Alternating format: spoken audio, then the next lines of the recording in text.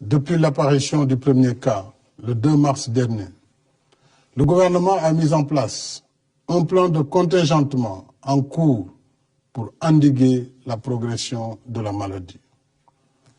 Mais de toute évidence, nous n'y sommes pas encore parvenus. Au contraire, d'un premier cas déclaré le 2 mars, nous en sommes aujourd'hui à 71 malades sous traitement dans les 4 arrondissements de Dakar, ainsi qu'à Mbao, Yeumbeul, Guédiawaye, Rufisque, Touba, Mbour, Thiès, Popenguine, Saint-Louis et Ziguinchor.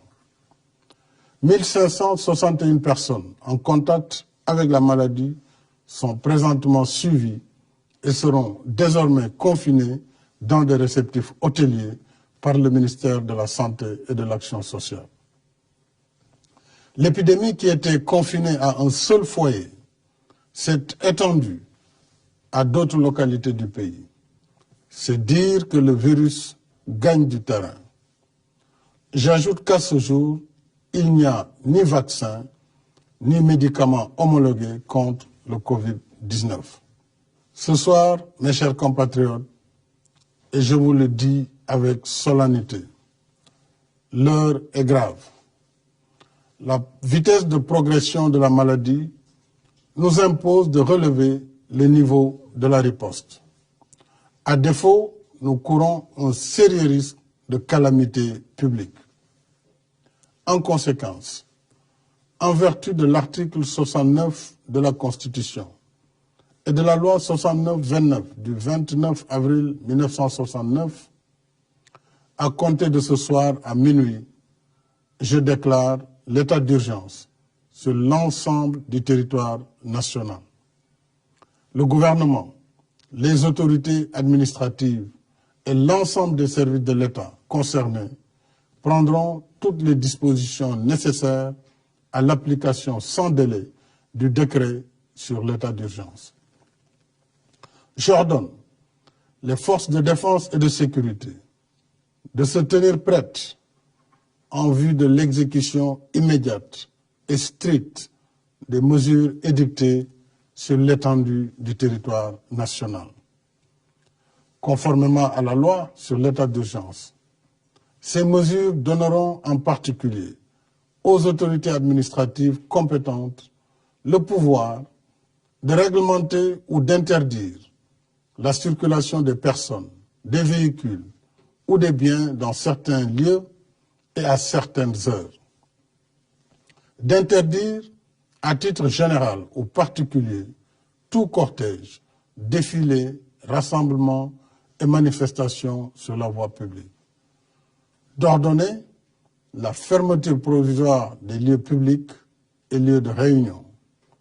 D'interdire à titre général ou particulier les réunions publiques ou privées de quelque nature qu'elles soient susceptibles de provoquer ou d'entretenir le désordre.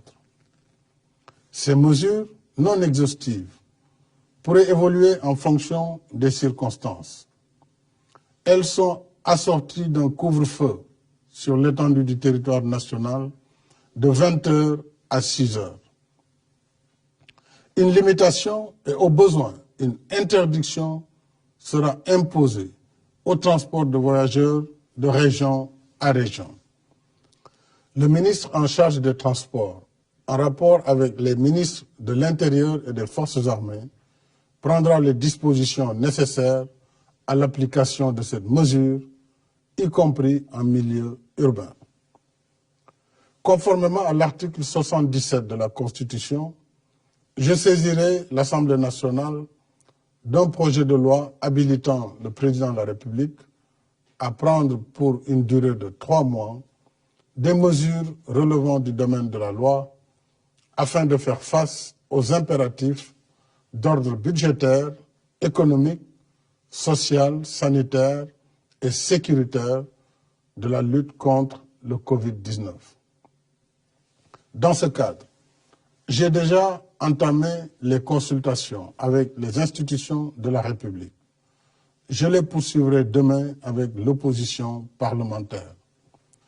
Je tiens en particulier à l'approvisionnement régulier du pays en produits médicaux et pharmaceutiques. Il en est de même pour les denrées de première nécessité.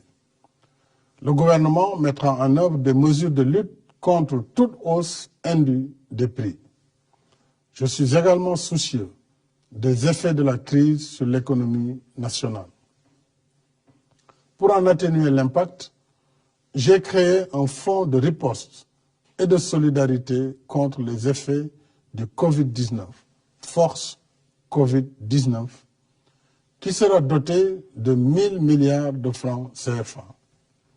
Ce fonds sera alimenté par l'État et toutes les bonnes volontés. Je lance un appel à tous, au secteur privé et aux partenaires bilatéraux et multilatéraux, afin qu'ils apportent leur soutien aux forces Covid-19. Les ressources du fonds serviront, entre autres, à soutenir les entreprises, les ménages et la diaspora.